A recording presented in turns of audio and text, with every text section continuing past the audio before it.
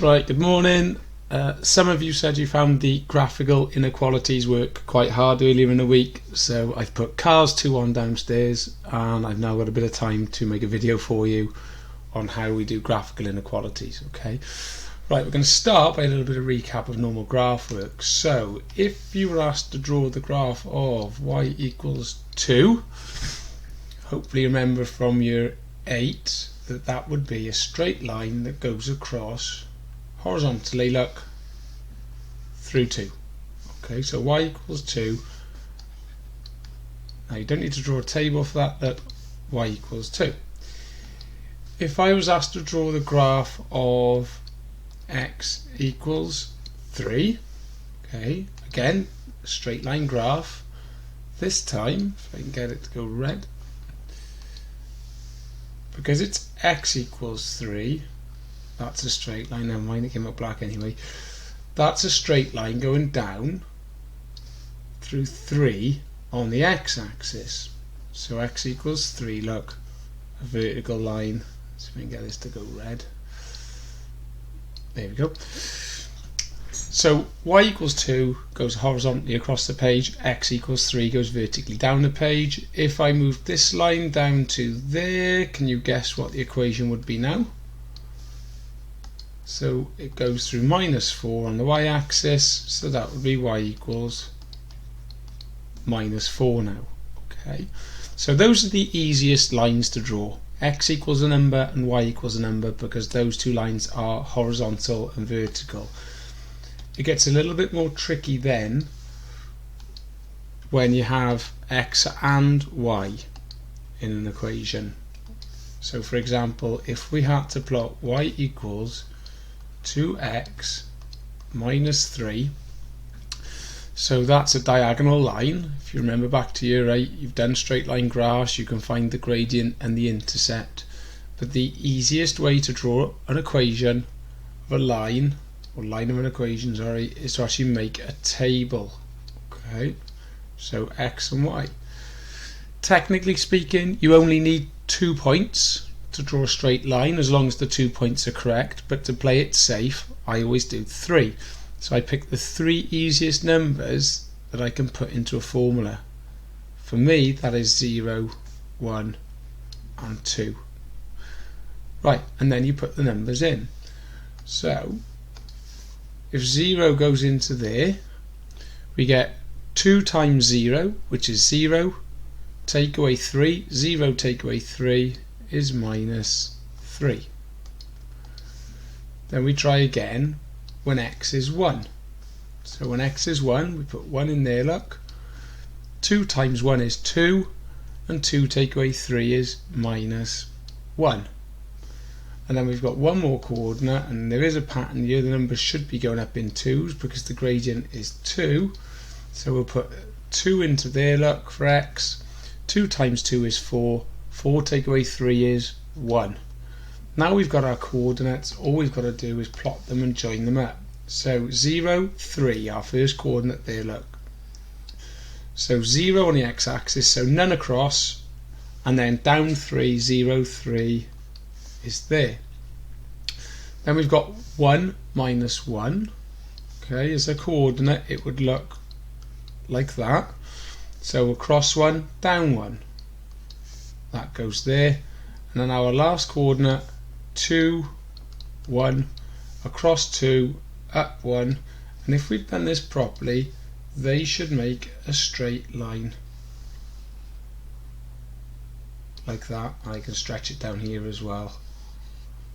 And that's how you draw the graph of y equals 2x minus 3. Okay, make a little table. Anytime you've got x and y both in the same formula, x and y, you're going to need to make a little table, 3 values, and the easiest 3 values to pick nearly all of the time are 0, 1 and 2. Okay, so let's move on to an actual question. Okay, we've got 3 lines to draw on this question. We've got x is less than or equal to 3. Don't worry about the inequality for a second.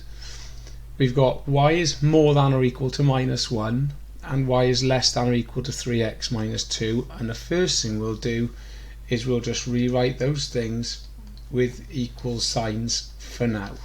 So y equals 1 and y equals 3x minus 2. Now, two of those lines don't need a table. X equals 3, if you think back to a few minutes ago, x equals 3 is a vertical line that goes through 3 on the x-axis. So if I can fit this all in, x equals 3 does that. Let me zoom out a little bit so you can see all of this in one go. And there we go, that's better. X equals 3, a vertical line. And we'll change the colour so we can see what's what. Make that red. And what I can do then, look, and this is good advice, it makes it easier to rewrite it. Label each line as you go along. There's going to be 3 lines on this graph, okay, all overlapping, and you're going to need to know which one's which later on when we do some colouring. Okay, the next line we've got to draw is y equals 1. Again, that's easy enough. That's a horizontal line that goes through 1 on the y-axis. So 1 is halfway there, look, between 0 and 2, y equals 1. So we've done that one and we've done that one. Now the last one is more tricky. Why is it more tricky? Well, it's got x and y in it. If it's got x and y in it, you'll need to make a table. So underneath here, look, this is what the lines are for at the top of these questions. X, y, and again I'll go with 0, 1 and 2. Put the numbers in then. So 0 goes in, 3 times 0 is 0, take away 2, 0 take away 2 is minus 2. Then 1 goes in, 3 times 1 is 3, 3 take away 2 is 1. And lastly then 2 goes in, 3 2s are 6, and 6 take away 2 is 4. And all we've got to do then is plot them. So 0 minus 2, I'll have to scroll down to draw that one. So we've got 0 minus 2, and we've got 1, 1, which is there, and we've got 2, 4, which is there, and if I've done this properly, they should make a straight line. So let's get a line. If one of those coordinates was wrong, you see, we'd be able to tell because it wouldn't line up with the other 2. So that's why it's a good idea to do 3 coordinates so you can tell if one of them is wrong. I'll make that green to match. And then we just have to label it.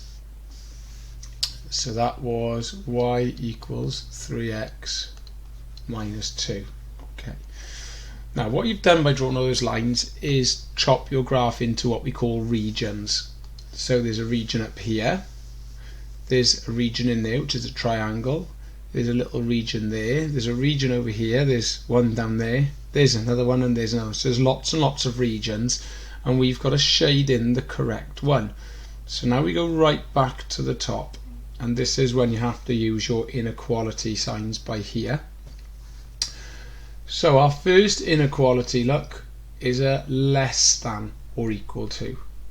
Now less than is smaller, so if we go to the line which we drew in red, the first one we drew, x equals 3, now we want to be less than 3. So if you look at this line, the vertical line, we're looking for numbers which are smaller than 3. So does that sound like we should go to the left of the red line or to the right? Well, if we go to the right, those numbers are all bigger than 3. Look, you've got 4 there, you would have 5 there. So that can't be right. For numbers which are less than 3, we should be going to the left. So now I know that I'm not going to be colouring by here because those numbers are all bigger than 3 on the x-axis. So we're not going to colour there. We're going to be colouring this side of the red line. Okay, on to the next one. Now we've got, on the second one, a more than. Okay, so we're looking to shade the bits which are bigger than minus 1. So if we go down to the line which is in blue, oh, it's minus 1. Wait a second, let me move that down. There we go. I'll change that to minus 1.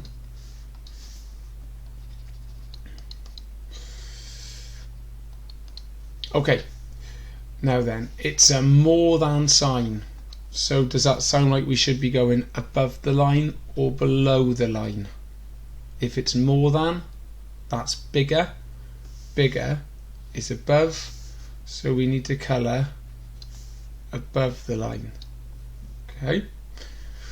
Then on to our last one. This is a less than sign. Less than, smaller. Smaller is underneath, lower than.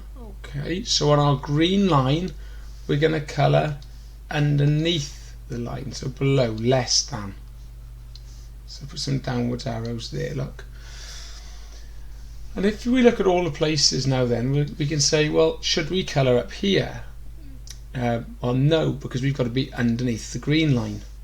Can we colour up there? No, because it's the wrong side of the red line and the wrong side of the green line. No, because we're the wrong side of the red line. No, because we're the wrong side of the red line by here and we're on the wrong side of the blue line. There, we're on the right side of the red line but the wrong side of the blue line, so not there, not there. So what you get left with is this region in the middle here, the triangle, is in the right place. It fits all of our rules. It's underneath the green line, less than. It's to the left of the red line, less than. And it's above the blue line, which was a more than. So that would be shading the region that indicates our answer. Okay, let's try one more then very quickly. Okay, we've got three equations. Whoops. X plus y equals 6. Remember, I take the equals out to start with. Y equals 3x plus 1 and y equals 2. I'll start with the easiest one, which is y equals 2, because y equals 2 is just a line that goes horizontally across through y equals 2. The other two equations this time both need a table. Whoops. Still getting used to this pen. Okay, so what does the equation say? It says that x add y has to make 6. So whatever number I put here, these two numbers have to add up to 6. Well, no, add 6 is 6. 1 add 5 makes 6. And 2 add 4 makes 6. X plus y equals 6. These two numbers have to add up to 6. So then we've got 0, 6, 1, 5, 2, 4, and if we've done this properly, we should get a dead straight line. X plus y equals 6. Then we've got one more equation to draw. Again, it's got x and y in, so we'll need a table that's a bit nicer. 0, 1, 2. 3 times 0 is 0, add 1 makes 1. 3 times 1 is 3, add 1 makes 4. 3 times 2 is 6, add 1 is 7. So that's 0, 1, 1, 4, 2, 7. Hopefully these will make a straight line and I haven't done anything daft. There we go. So that was y equals 3x plus 1. And then using our rules then, we've got for the first equation a less than, so underneath. The second equation was another less than, so that's underneath as well. And the last equation, look, that was a more than is above.